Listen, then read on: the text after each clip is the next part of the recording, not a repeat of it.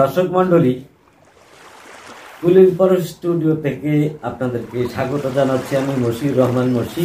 আমাদের এখনকার অনুষ্ঠান জনতার ভাষ্য। আমরা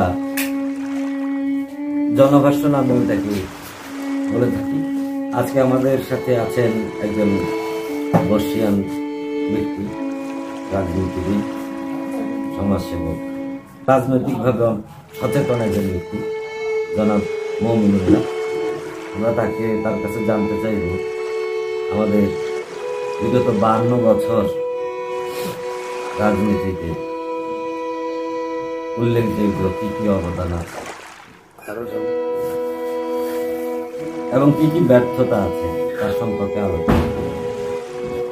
বিগত বাংলাদেশের 52 বছরের যে শাসন ব্যবস্থা আমি ব্যক্তিগতভাবে উপলব্ধি করেছি, এটা আমার মূল্যায়ন আমরা খুব একটা ভালো শাসন ব্যবস্থা আমরা পাইনি। আমাদের একটার পর একটা, তারপরে আমরা 52 বছরে শাসন ব্যবস্থার মূল যে চিন্তা চেতনা আশা করেছিলাম সেটা থেকে আমরা আপামর জনগণ বঞ্চিত হয়েছি।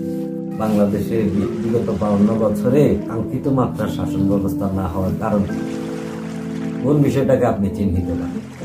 আমি তো মনে করি এই শাসন ব্যবস্থা সম্পূর্ণরূপে উপনিবেশিক যে শাসন ব্যবস্থা সেটাই চলমান।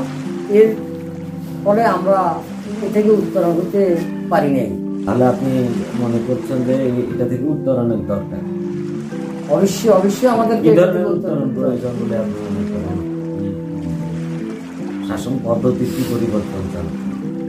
আমাদের আমূল শাসন পদ্ধতির পরিবর্তন আনতে হবে এবং আমাদের এই লোক যারা এই শাসন ব্যবস্থার কাজ করবে, এই লোকগুলোকে আমাদেরকে ওই উপযোগী শিক্ষায় শিক্ষিত হয়ে জ্ঞান অর্জন করে আমাদেরকে সেদিকে মনোনিবেশ করলে আমরা যার কাছে যে লাইনে অভিজ্ঞ তাকে সেই জায়গায় যখন আমরা করব, আমরা নিয়োগ করব, তখন সেই জায়গার উত্তরণ হওয়ার সম্ভাবনা আছে বলে আমি মনে করি। এবং প্রিয় দর্শক, আর আমরা আবারও আপনাদের সামনে আসবো জনভাষ্য নিয়ে। আপনারা আমাদের কন্টেন্ট ভালো লাগলে লাইক, কমেন্ট এবং সাবস্ক্রাইব করবেন। আমাদের সাথে থাকার জন্য ধন্যবাদ। তুলির পরশকেও অসংখ্য ধন্যবাদ।